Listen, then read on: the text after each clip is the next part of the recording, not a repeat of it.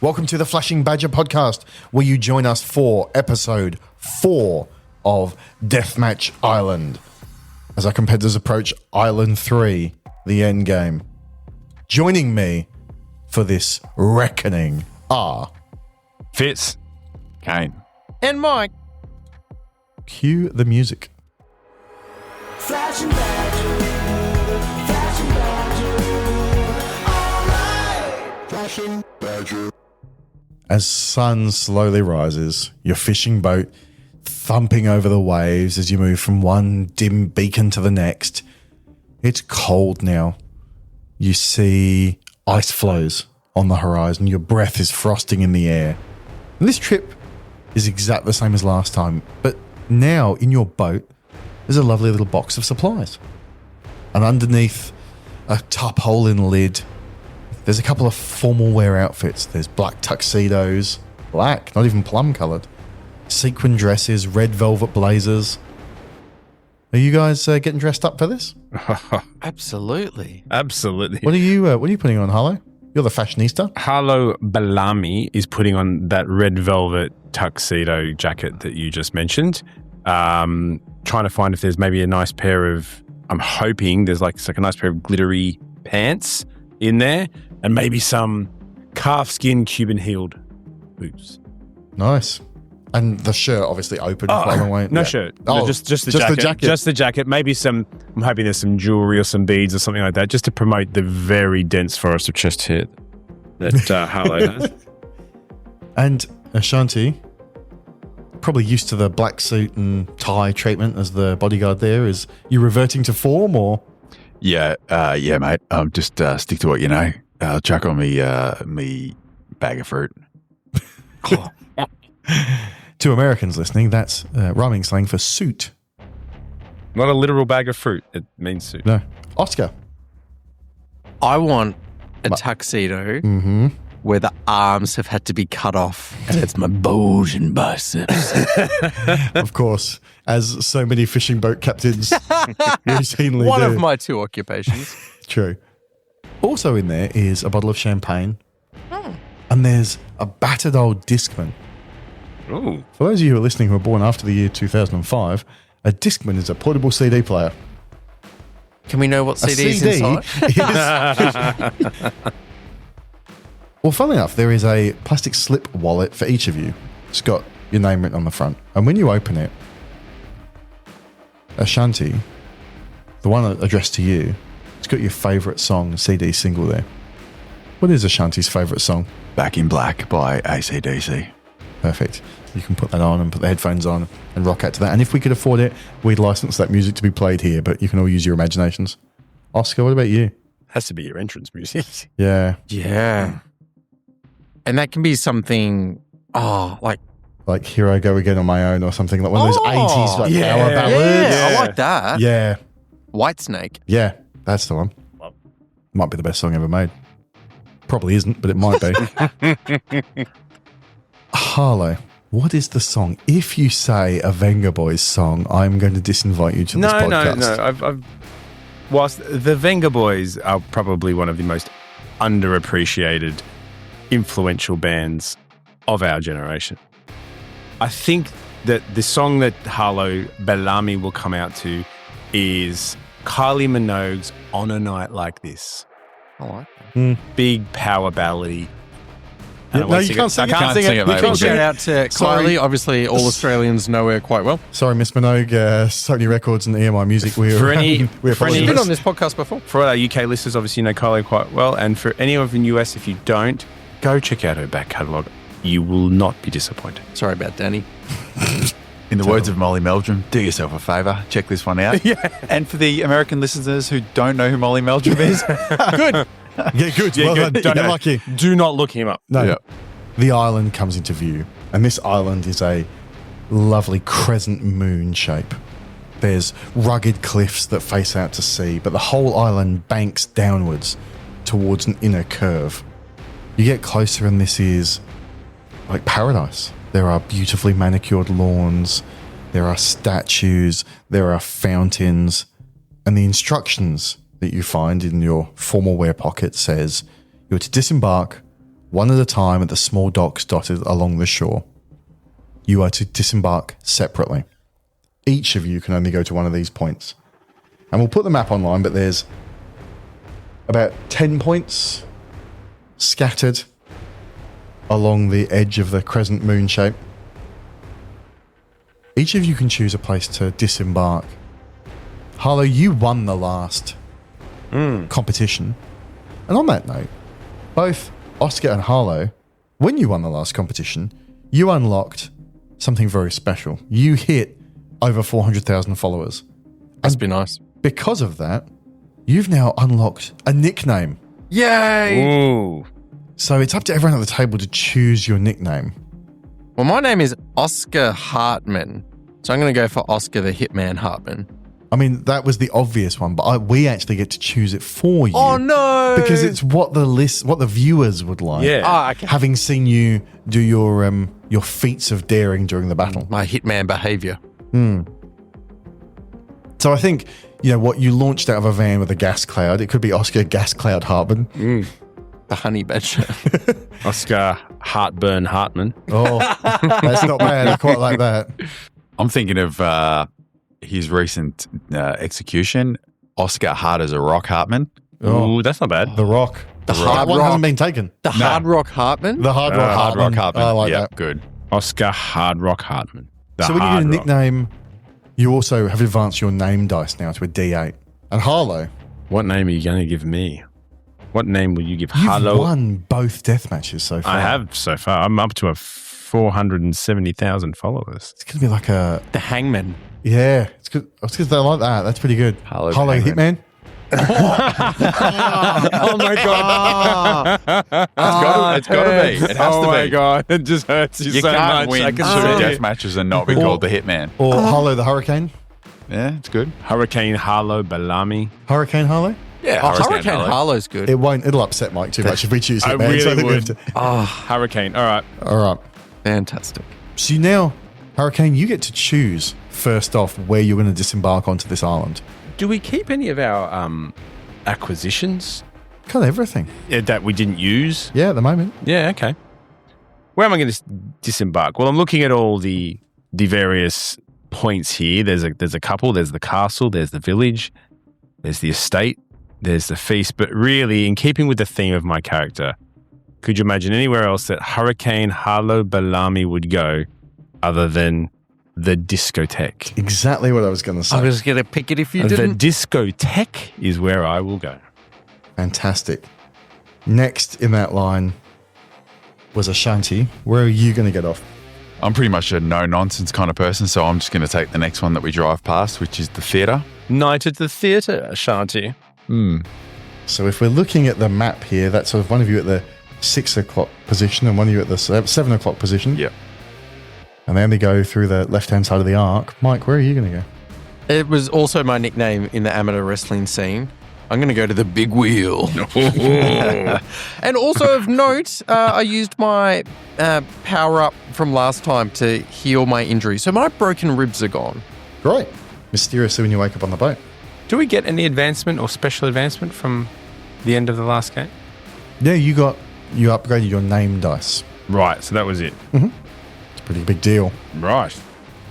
Pretty happy with it, don't get me wrong. Yeah, we can take Hurricane back as well. You can't take Hurricane back.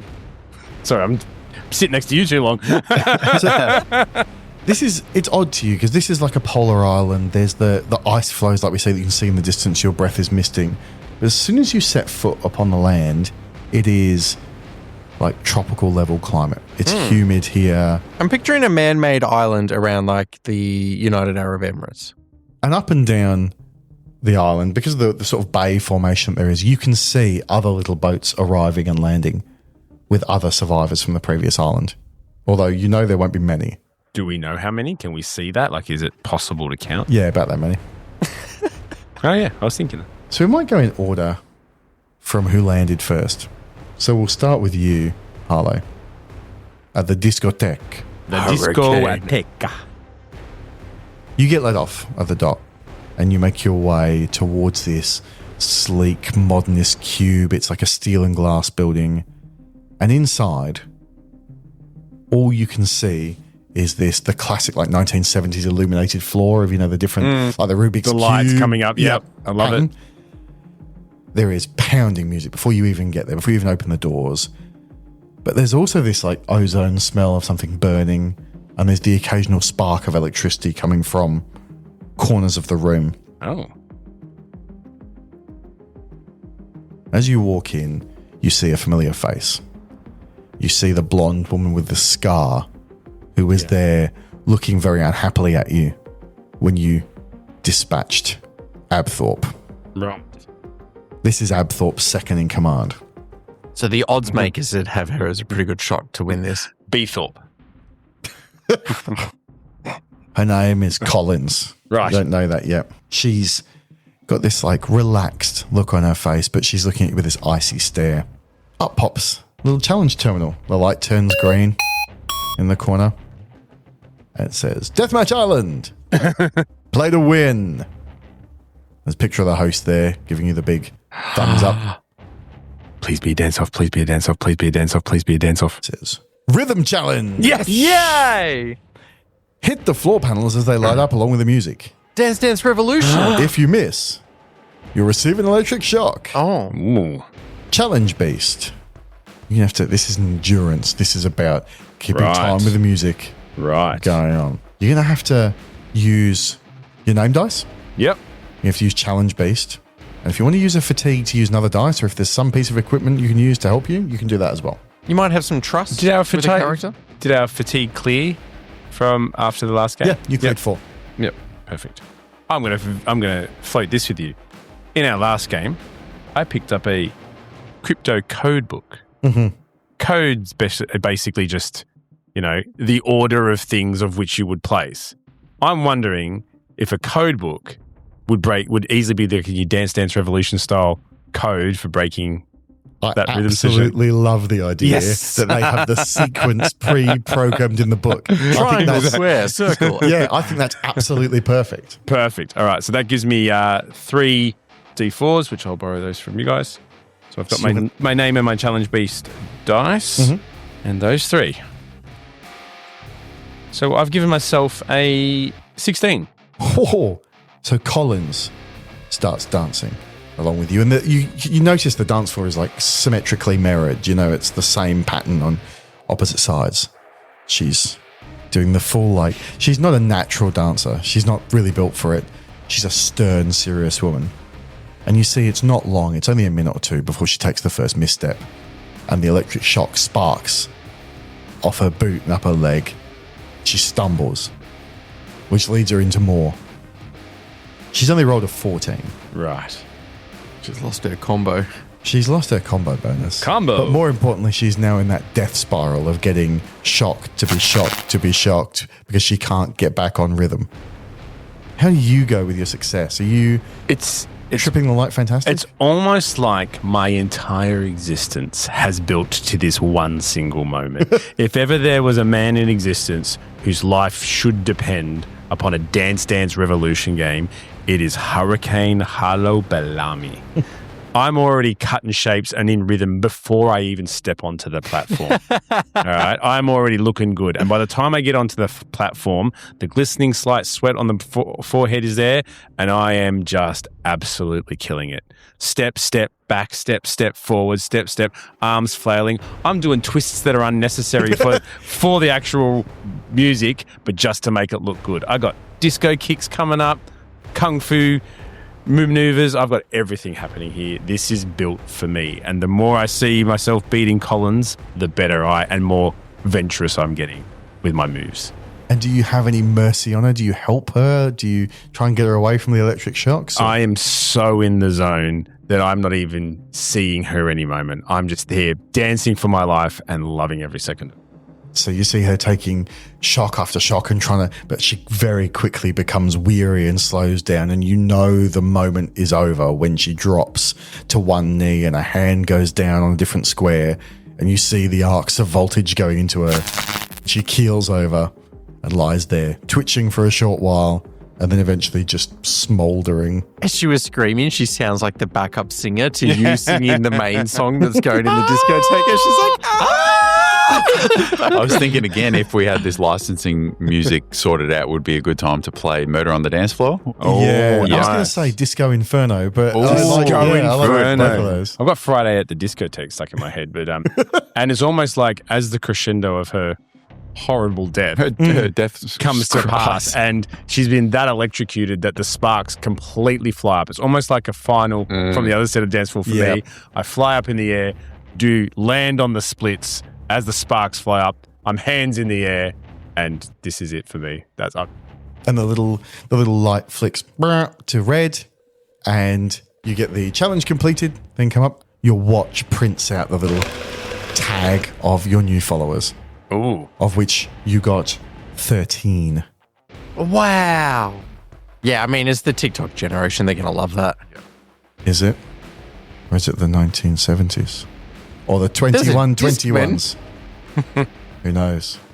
I feel like you There's know. also infinite passports with his face on. Yeah. So, Yeah. there's And some weird slugs, stuff. Orange slugs. I'm just saying it would be easy to make some good promotional material based off his dancing, It's true. regardless of the era, Propped in This the is corner. coming from a bloke who's just trying to get more followers and he's jealous. and exactly can't dance. Yeah. Propped in the corner of the room is a FAMAS assault rifle that you can take with you. Just like every good disco. Is there really? Yeah, I presume Collins probably brought it with her and parked it there. Fantastic. But I'll you take one of also those. get, for your amazing artistic integrity, one of the special advancement boxes on your character sheet you can tick off as well. I might advance my. I don't even know if I want to advance my. Should I add another occupation? It's the best. Yep, I'll take the increased capability, redacted capability die, one size. So that makes mine an 8. Excellent. We'll move on to Ashanti, at the next place north of the theatre. As you approach, on your guard, like walking on the balls of your feet, ready for an ambush, find this square stone building. It's got this lovely green dome roof, like a observatory or something. There's these big double doors that open up, and you find yourself in the back of this dark theatre. It goes all the way down to a stage. And on the stage, there is a single chair, isolated in the spotlight beam, straight down on top of it. You know, this is a proper theatre. There's red velvet curtains, and there's the lovely seats, and it's completely empty. And there is classical music playing at about 120 decibels. It's absolutely deafening. You walk in, doesn't seem to be anything else around. What would you like to do?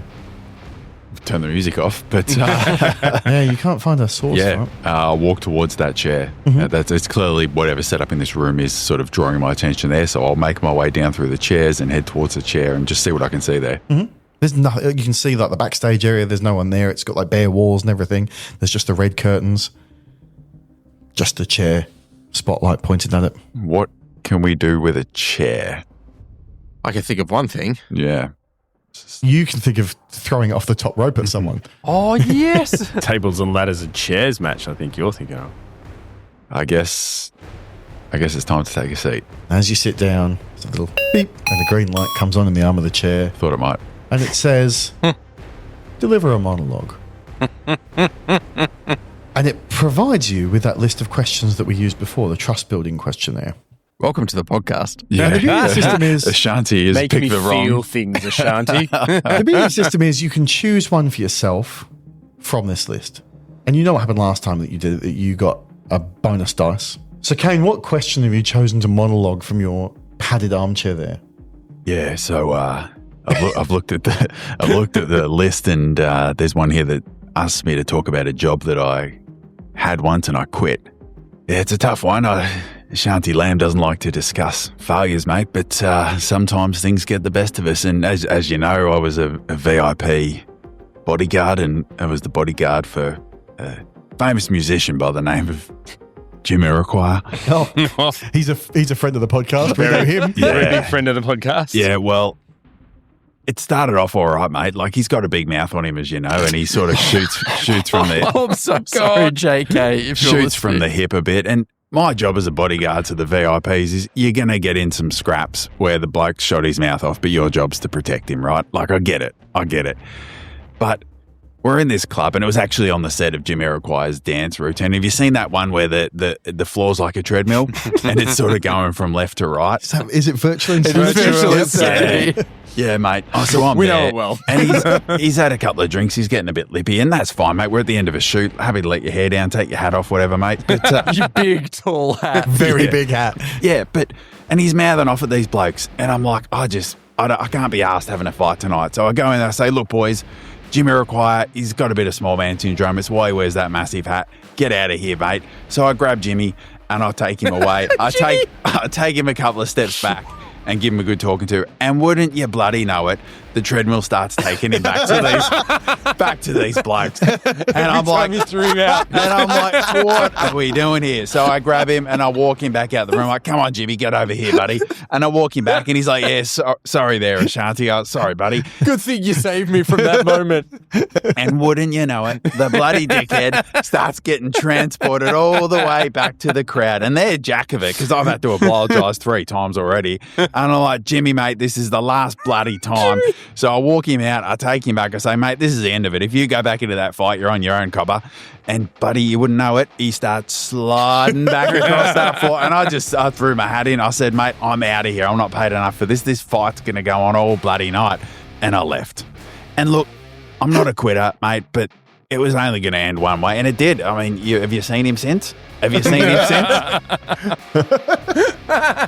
love the idea that he didn't even want the fight. And it's like, stop taking me to the spot. It's leading me. It's left to right every time. If you'd like to hear more adventures of Jamiroquai, listen to They Let a Dog Play Basketball, where Yes. Jamiroquai features quite heavily. A manager of a strip club. Yeah, Jamiroquai, if you're listening, sorry. The cinder block. The That's cinder right, it was block. the cinder block. Because it was made of cinder block. When you finish your monologue, these little recorded applause plays, like tinny recorded applause, and these little party poppers go, "Ah!" and tiny little, like, wispy confetti drops down from above you. Believe it or not, you get to mark 1 trust with yourself. You also get an advantage flashback that you can use again, and you find, when the stuff is gone, and you stand up, a hole in the stage opens, and up rises a little platform. And on top of that platform is a Horton Hunter crossbow. Oh, good. Take one of those. I don't know what's special about a Horton Hunter crossbow of I think if you do know, write in, jump on the Discord, let us know. They should probably come with some sort of star review, I would have thought. Yeah, probably a 5-star review to make sure we notice it. Horton Hunter, here's a who crossbow. Dr. Seuss, friend of the podcast. And we'll cut the camera across to Mike. Yeah. You find out that the big wheel is not just a clever name. It is, in fact, a large Ferris wheel that's silhouetted against the skyline, and it's visible from where even the base of the big wheel. The whole island is visible, and there's a challenge terminal at the base. As you approach, the green light ticks on. It's this red-orange, like the same color scheme as the radio tower was, but the carts are painted in varying pastel colors, and it's slowly seems to be speeding up as it's going. But there is this like groaning noise. Like if this thing had bearings, they should have been replaced a while ago. On top of that mountain, the wind is screaming and it is absolutely freezing cold, despite the tropical down at the dock. You turn around in time to see a woman slowly walking up the hill behind you. She's got long hair down to her waist. Could it be the queue? Quincy's there. She sort of looks at you, and the challenge terminal lights up with instructions. And it says, take the wheel to the top. So you both get in a car, and the wheel circles its way up, and it jolts to a stop with a screech of metal when you get to the top. And the terminal inside the car with you lights up and says, make your way to the ground. Fastest wins. Your time starts now. Good thing I'm not scared of heights. I don't know who remembers that from episodes 1 and 2. So these are the carts are swinging backwards and forwards in the wind on the stationary wheel. You've got to make your way down. A small tone sounds, the light goes green, and Quincy quickly pushes you out of the way to start sidling along the outside of the car to try and make her way down. This is going to be a challenge-based competition. It's obviously dangerous. If you fail this, you're going to get hurt. You should just throw her out and go, looks like I lose. As she goes, ah! Oh, that's That's First very of the because it like comes up as a failure for me. And I'm like, but then also she's dead. She's dead, and then all her prizes pop up, and you can just take her prizes. So tell me about your approach and what skills you're using. I still have my climbing gear. So this is amazing. So I'm going to be using that equipment. To rappel down. That's why I picked the big wheel. I'm like, it's got to use climbing gear either to get up or get down. So I'm going to be on belay for myself here. Great. And harness in. So name dice. Yep. Challenge based dice. And your extra bonus D4s for the climbing gear. Is there anything else you'd like to use? Yes, definitely. I've got survival gear. Now, something in that will be appropriate, but I'm trying to think of what a cool survival item is. I want to use a flare gun somehow. Even if I fire it at her. Oh, If wow. she's... If I'm going straight down, she doesn't have the climbing gear. Would she be going from cart to cart like a she clock has to go round. around? If you lay the clock on the ground. Is clock on the ground? I love that we've got a personal joke on the podcast. If she's going around like a clock face, can I fire a flare through one of the little cart shields Yep. into the cart to create like a... I'll try and set the cart on fire. Yeah, and create while she's hanging like onto a it. barrier. Sort of. Sure, you can do that. I'll let That's you. the kind of dirty tactic I'd do. Okay. So I've got name dice, which is now a D8 thanks to my upgrade. I've got my challenge beast, D8. I've got my 2 D4s. Anything else I can take? All I can think of. Reckon that's it? No, roll your dice. None of my occupations kicking in? Wouldn't have thought so. The fishing boat captain is not I'm really. often high on the mast and having... I mentioned it's a sailboat. It's terrible. I have a 9. It is terrible. You're competing against an 11. Oh, let me tell you about the other dice I roll. So you instantly take an injury. Tell me about how you failed here and how you got yourself injured and how Quincy's made a fool of you. Yeah, okay. So just because I have the climbing gear doesn't mean I'm great at using it. When I perform my shows, I will have a team of staff that put me on the ropes and bring me in and lower me in and stuff like that. So this time I've done it all myself and I've tangled it backwards. And so when I jump and I'm expecting to zzz all the way down, I actually just go about 2 meters for about 4 yards. And it just goes hunk and suddenly goes tight. And I go, oh, and I swing. And because it's so windy, like you said, on top of this mountain, I'm swinging back and forth and I'm swinging over to the cart that's on fire. As she continues to work her way around, it's building in flames. And each time I'm going back to it, going, uh-oh. So I'm getting a bit burnt. Okay, so tick off the injury. Done. You get a fatigue and you get 1,000 followers for failing. Oh, I'm glad they're happy to watch that. I really needed a win there. You probably did. Gather round. What if I was to tell you a tale? A tale of the last surviving immortal SUVs that have been travelling the globe for centuries. A dual axle steering in car-to-car combat. I wasn't there, but a buddy of mine told me about a time when a fuel-thirsty Land Cruiser defeated a Pajero using nothing but a winch with the tensile strength of over 12,000 pounds. But of all that, means nothing, because apparently the battle is all but over now. It was down to the final 2, and when the remains of the Cadillac Escalade were pulled from the Hudson, I knew that the winner must have been the Mitsubishi Outlander. For in the end, there can be only one. Fashion Badger. Klaxon sounds 3 times. It says, competitors, make your way to the end game. And you all move towards the shore, and there are individual rowboats for each of you to make your way from this crescent moon island to the large central island. When you get there, you can see in the distance, you can see each other, but there are separate doors at each docking point for each of you. So as you walk in, you all see the same thing. The first thing is that you all walk down a hallway, a rite of passage hallway. There are hundreds of framed portraits of past finalists. Each has got one of those little downlights on the arm across it. And a small plaque gives the name and the nickname, the occupation and the legacy of the person who was involved. Do we see photos of ourselves up there? You don't. Not yet, but there's hundreds. You haven't seen them all yet. That's so ominous. According to what votes you've got for the special performances, you get a different title. So if you have votes in... Well, tell me what your vote's in, Mike. I've got votes in Outbrave and Outsmart. So you get the title of Commando. That's going to be what your legacy is. Harlow, what are your votes? I've got votes in Outlast and Outtalk. You're going to get Hope Bringer. Hurricane, Hope Bringer, Harlow. Shanti, what have your votes in? Outbrave and outtalk. You get Action Hero. Oh, yes. Aww. It's pretty nice. You make your way down this long hallway, and at the end of that is an orange door in the signature Deathmatch Island orange. And each of you have a choice to make at this point. And this is like an out-of-game choice, but it's also an in-character choice. And the choice is your character going to play to win, or are they going to try and break the game? So we've each got a little piece of paper. We're going to tick a box in secret, and we're all going to reveal them together. It's important that you understand the consequences. If at least one of you chooses play to win, there will be the standard one man left standing endgame. If all of you choose to break the game, you'll try and break out and get behind the scenes. But obviously, if you choose break the game and you choose play to win, you might find yourself at a bit of a disadvantage. You'll try and do something, you make yourself easy prey. Are we allowed to eyeball each other at the table right now? Yeah, so only choose break the game if you're confident that everyone else will too. Otherwise, you're going to make yourself vulnerable. I'll give you a few seconds. I'm just writing it down. Why won't you look at me, Harlow Hurricane, Hopebringer?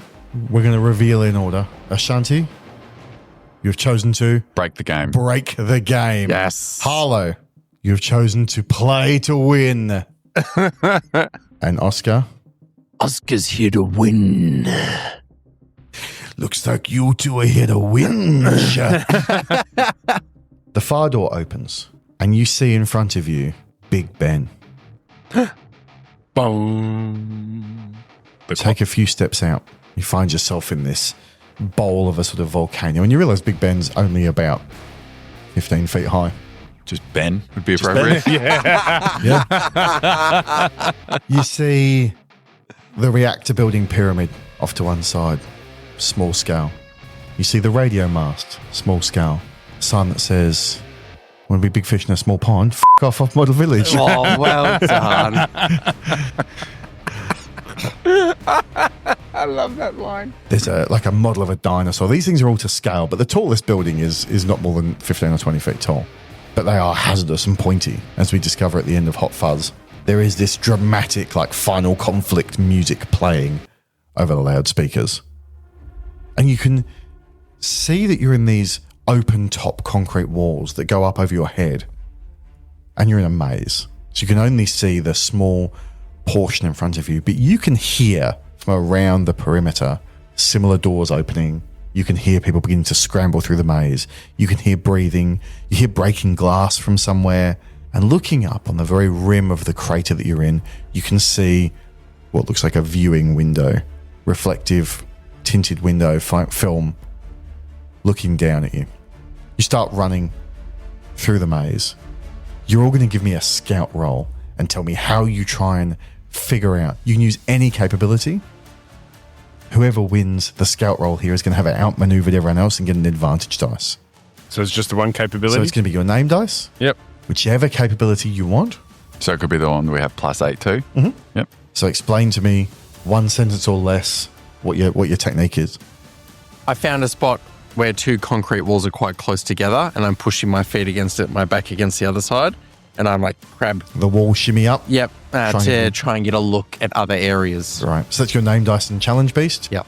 Roll it. Harlow. What's your strategy? I'm using my name dice and I'm using my snake mode. I'm just running through blindly, trying to listen and hear where other people are and using that sort of technique to figure out which way to go. Okay. Roll them. And Ashanti? I'm using name dice and deathmatch, and I am taking a knee, and I'm ready to kill. Taking names. Taking a knee and taking names. Hunter's instincts kicked in. Roll those for me. Now, reverse order from Ashanti backwards. What rolls have you got? I've got a 10. I've got an 8. 9. Ashanti, your killer instincts have served you very well. And you get your way slowly through the maze, hunting down, listening for other competitors. And you find a secret control room. You find a door low to the ground that leads you in. It's like you open and close a set of hidden doors within the maze and herd competitors around.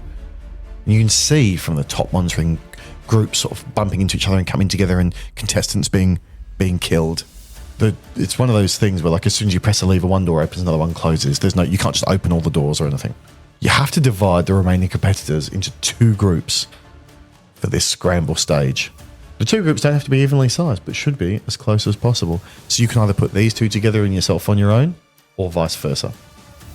So how would you like to divide the competitors? Would you like to be on your own, or would you like to be against one of your colleagues?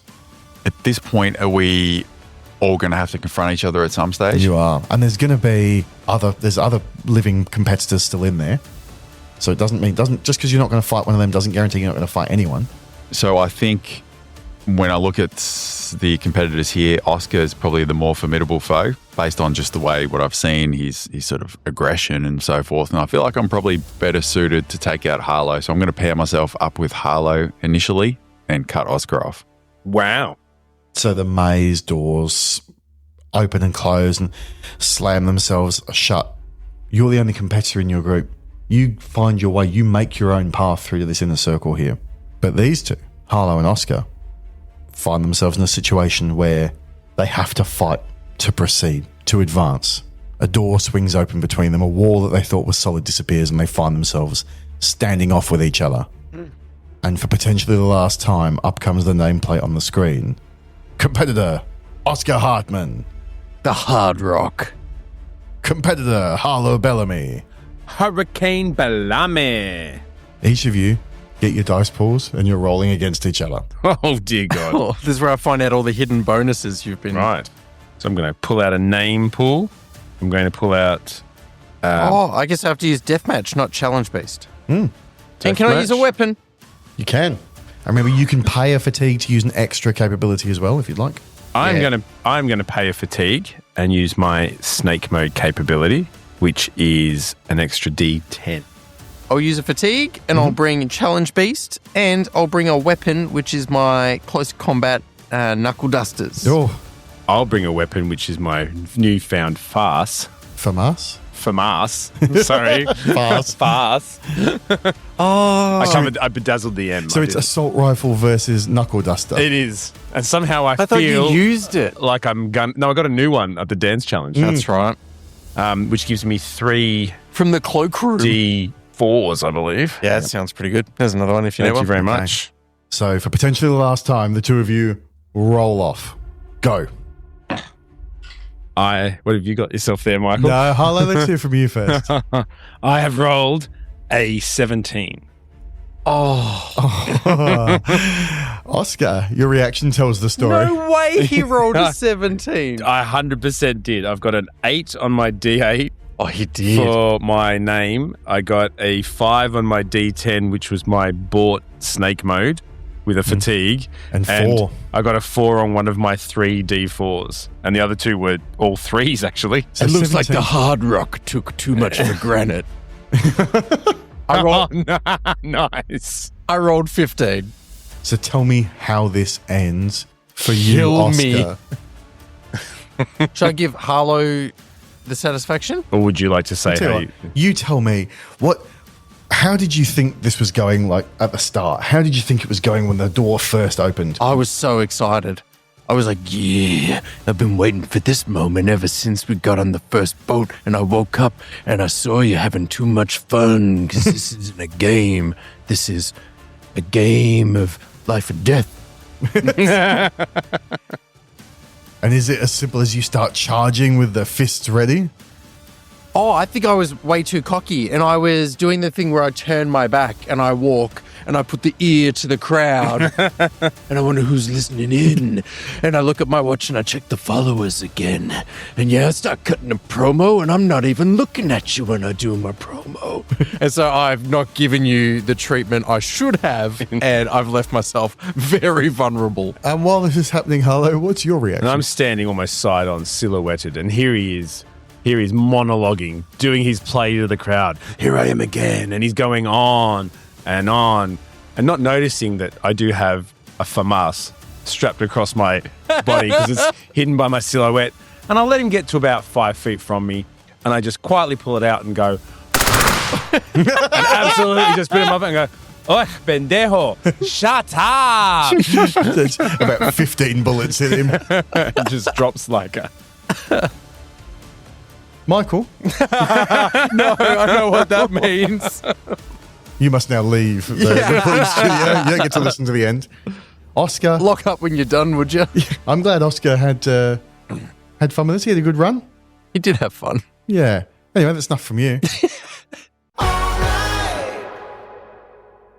In 2001, you saw strangers locked in a house on Big Brother. In 2003, you survived Tribal Council on Survivor. In 2018, you fell in love on Love Island. And somewhere along the way, the housewives started throwing wine at each other. Now, all of your favourite shows have finally been combined into one exciting yet legally concerning reality TV event. This season on Farmer wants a Big Brother's real housewife to marry a survivor at first sight on Love Island below deck during the amazing race to Temptation Paradise. I came here to find love. I came here to win immunity. Why is there a goat in the hot tub? 20 emotionally unstable influencers, 1 luxury yacht, 0 licensed therapists. Who will find love? Who will win the cash prize? Who will contract ringworm from a goat? I'm just really confused. Why am I even here? Why is the goat the most emotionally stable contestant? Find out next on the season premiere of Farmer Wants a Big Brother's Real Housewife to Marry a Survivor at First Sight on Love Island below deck during the amazing race to Temptation Paradise. Wait, we're really sleeping outside? Fashion Badger. Ashanti, the doors open. You hear the crackle of gunfire, and the doors open, and you find yourself in this circular arena, this bottom of a large basin. It's like an amphitheater. And as your door opens, a door opposite opens. And stepping out of that door, you're shocked to see Harlow. Out of all the competitors, the only other one who survived the maze.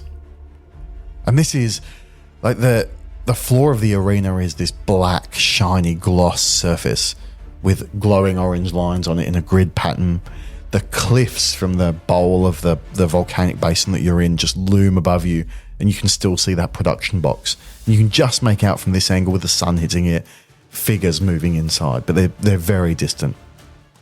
And it is still. The wind noise suddenly seems to drop to nothing. And you make eye contact across the arena. Do you say anything to each other? The bodyguard's about to be a body taker. Dear God. You hear a snort from the room at the top. Like, you hear there, someone go, who chose these people? Harlow, have you got anything to say? When do you not have something When to do say? you not have something? He does his bodyguard take one. I look at him and I go, oh, honey, you are about to feel the hurricane. Brilliant. Both of you prepare your dice pools. It's a straightforward roll off against each other. So Right. it's always going to be the deathmatch capability that you're using. You obviously cannot use trust. I was about to I was say. thinking that before when I was Can I against have a go there? Harlow. So So you Nate can, for my name. you can add an extra Deathmatch. capability if you spend fatigue. I'm going to do that. Just the Yes. one fatigue. I will add that. So Now, I still have one remaining gas grenade. Yeah. And it's going to get used. I have plastic explosives remaining. Oh my God. I think we're going to bring the house down upon us. And I also have a Horton Hunter crossbow. Oh, Jesus. That's right. Oh, you do too. I have a nail set. Still? Yeah, no, I have a can-do attitude. I like the idea that I you have put fabulous hair. It's like you put the C4 on the end of the arrow of the Yeah. crossbow. It's like, Don't give him ideas. all right, so you're going to roll all those dice. Okay. Roll them, keep them secret, Oh, and I will God. call on you in turn. And you gave me this as well. Yeah, that's your advantage die from your scouting out of the. dear God, I It's an forgot he extra had D10 that. advantage die You don't, have because to, you don't have to use that now if you don't want. he's been in control of the control room. Okay. Ashanti, what's your roll? Look, it's not great. Well, no. It's a 14. Harlow, would you like to tell us? I have an 18, baby. Wow. We run this very slightly differently for the end. We ask you, when the fight starts, How do you seize the initiative? What is the moment where you think, I've won this? And that's what I was about to say. I'm so confident. I mean, who turns up to a 1v1 at the end? You've had a lot of success. You've got plastic explosives. You've got a crossbow. You've got bonus dice, which, whatever. So I'm just thinking, this is it. I'm taking the prize home. I'm out of here. I affix one of the explosives to the crossbow. I take a knee and I bring the crossbow up, and I've got Harlow in my sights. And so what's the miscalculation you make that makes this go wrong from that moment? Little bit dazzled by just how great he's looking. The sequin trousers. You've got the studio lines, and that's what I'm saying. So as I've sort of cocked the crossbow back, I'm going up, about to be, aiming towards the body there, and I just think, wow. After all he's been through these last couple of days, great. He just even my hair, which is a bit messed up and fallen out of my ponytail a little bit, but down by my face, just blowing that perfect. And I'm like, wing. I think back, like everyone started this scenario the same. We were in just basically like a potato sack of an outfit, right? And we've picked up weapons, we've picked up explosives, we've picked up things for the game, but my God, does he look good? And he's done it all without needing a bodyguard. Right. Harlow, this momentary hesitation, this delay, how do you take advantage of that to secure your victory? And I'm going to be honest with everyone here, and we all know it, that Harlow's victory in this arena is mostly purely by accident. It's purely by chance. He has absolutely Stephen Bradbury'd this, and for those that don't know who that is, look it up. He's absolutely Stephen Bradbury'd this event, and I think that even if he tried to do something cool here, that's not what's going to win it for him. It's really going to be the mistakes of others. So that slight hesitation from Ashanti gives Hurricane Harlow Bellamy time to do what he thinks he's going to do, and he pulls out his gas grenade and he throws it.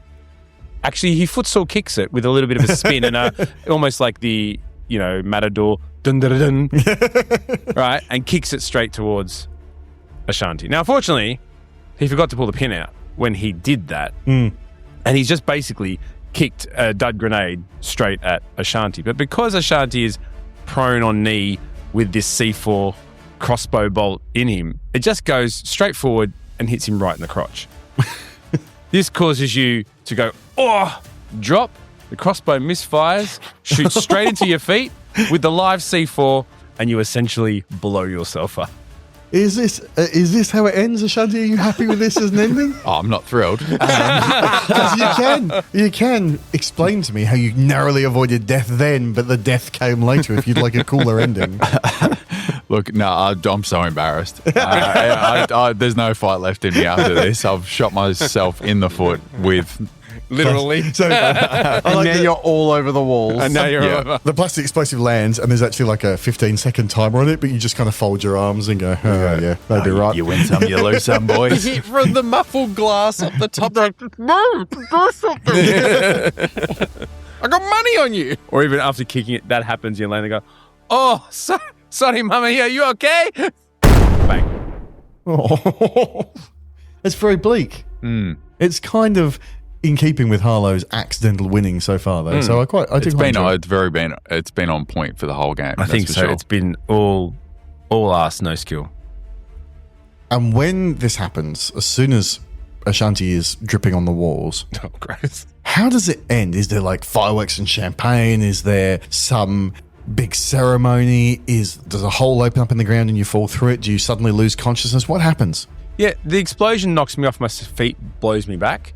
And as I sort of realize what's happened, I jump up and do my little happy disco dance. I'm like, I'm referring to myself in the third person. Hello, you did it, baby! Woo, woo, woo, woo, woo, woo. And I'm dancing like that. I point myself up towards whoever's watching from above. I'm still not sure who it is. And I start doing a little happy dance. I'm the winner. I'm the champion. Woo, woo, woo. Can there be peacocks everywhere and they've got like cash strapped to them? Yeah, I imagine there's some sort of fireworks, surely like a winner's display. Not too close to the peacock. Something like and doors open on the side, I'm guessing, and staff or workers come out to help me. Staff come out. There's about 35 or 40 of them, and they're all wearing like a cheap plastic mask of the host's face. Oh, right. God. Which is ironic given his face looks like a cheap plastic mask to begin with. But And he comes, maybe he's brought out on some sort of carried, like a sedan chair. like carrying their those kind of shoulders. things, with winning music of the game show, the Deathmatch game show. How does it go? Deathmatch. Short song, but anyway. And he has with him the Untold Fortunes. Yes. Now, what are these Now untold told, fortunes? which is very little, especially after tax. Tell me what happens in this immediately following Deathmatch Island. Do you return home? Are you taken somewhere else? Tell me. We all get to chip in here. Oh, God. Go on. Are you going to wake up on another boat approaching Island 1? Oh, God, please, no. Oh, no. And if you And do the you remember passport it? of you, like the photo of you celebrating the previous win is on a passport in a secure locker in a bunker somewhere. No. Oh, I do. I quite like that though. No. Yeah, I'm you giving can a have a nicer ending. I'm giving an interview and I have a champagne and it makes me woozy. And then the next thing I Instantly. wake And up. Yep. and you just wake up on the boat, but there's the amnesia, but there's that one bit that still gets through, and you're like, no, I've already won. You got to believe me. And there's someone next to you that's like, we're going to work together. And I was about to say, is it the same crew on the boat? If that happens? Back there with May. And you're like, just relax. You're going to be fine, mate. You'll be fine. You won't be here for long. It'll be all right. Is that what happens? Oh, I really It's- don't want it it's to pretty be. bleak, It is but- very bleak. This You is can a have game- something nicer. No, I just think there's a round of interviews, there's champagne, there's celebration. I have ladies hanging off me, models, everyone celebrating. I do a bit of a media tour and spin and party time to another island. And yes, as I have a sip of my last champagne for my being, I do find myself a bit drowsy, a bit sleepy, and I start to fall asleep. And as I'm falling asleep, I see a whole bunch of people coming out with plum jumpsuits. Yeah. Or maybe they're different this time. Maybe they're like pale blue this time, like it's the next cycle. And I can the last picture- thing I hear is, no, he was 30 last time. This time he's won. Oh. That's pretty good. And then I've passed out. That's really cool. I like I can that. also picture one where you're sitting on the other side of the two-way glass. That's what I was with thinking. other winners. Like the and cycle of- you're Yeah, looking that's down a at the good next one. group coming through. Yeah. But in there is Barlow as one of the contestants. And you're like, I think number 3 is about to have some unfortunate, and like you flick a switch and then all these giant capybaras run out towards it. Everyone- Like, what a pity, Barlow Bellamy. with lasers Your on their rival. heads. Yeah. Everyone in the production box has some sort of low-end nemesis in the competition with them. Yes, I like that one. Yeah, the next scene is me in that corporate box with a few other winners from There's a past few really years. cool endings. And we Yeah. have to film all of them and then we can release Yes. director's cuts or whatever with alternate Yeah, endings. we make it like Clue, the movie where different theatres get different endings. Did that happen? There's 4 different endings. Anyway, this has been Deathmatch Island. Yay! Ole! I would like to give my highest congratulations to Harlow Bellamy. None Harlow. other than Fitz. Bellamy. Amazing. Just a fantastic character all along. You I did thought. very well. And my MVP of the game, even before you won it. I would like to thank Mike for his commitment to destroying his voice box, Ow. doing Macho Man for a couple of hours, and Kane having the courage to decide his character was boring him, have them shot in the head, and move on to the next one. I love that. Yeah. I think it was great. It's like, Kane, you could probably try and save this one. Nah. She's good.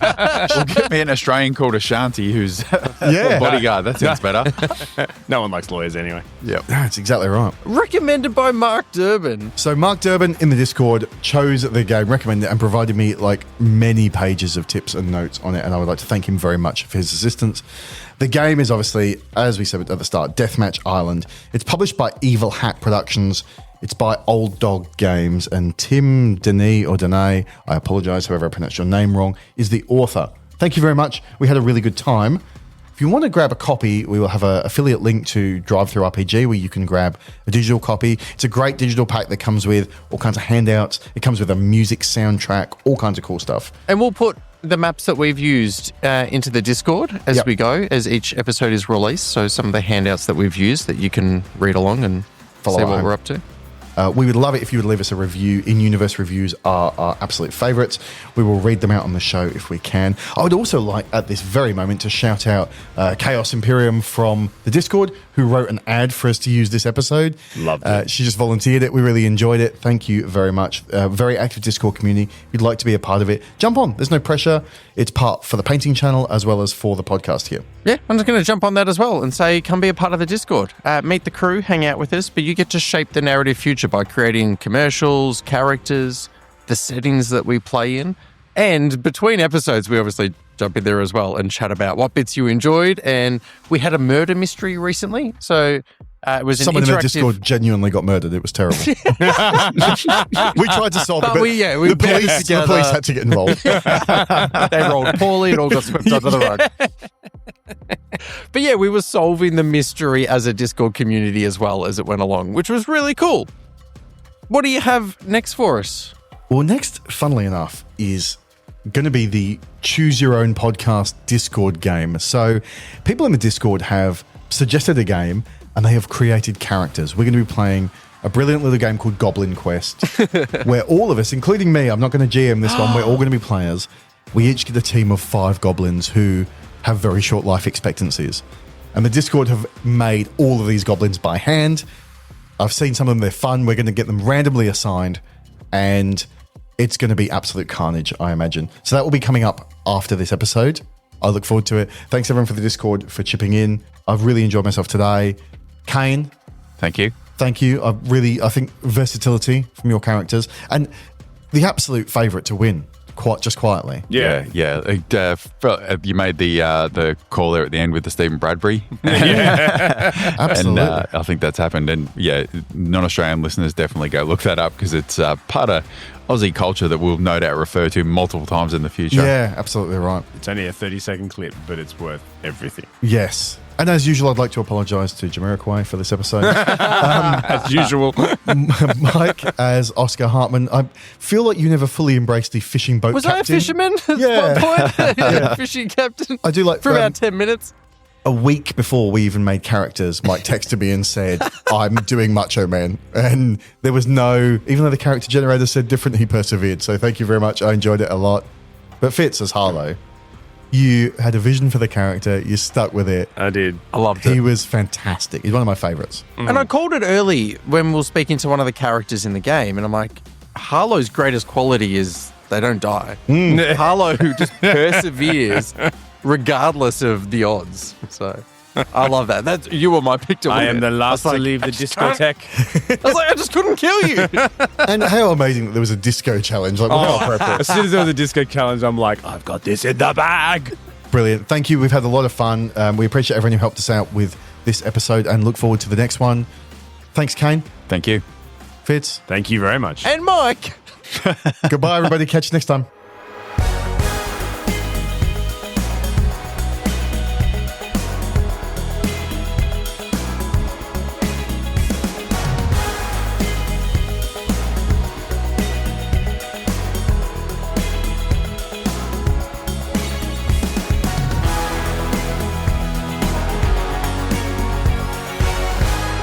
Fashion Badger.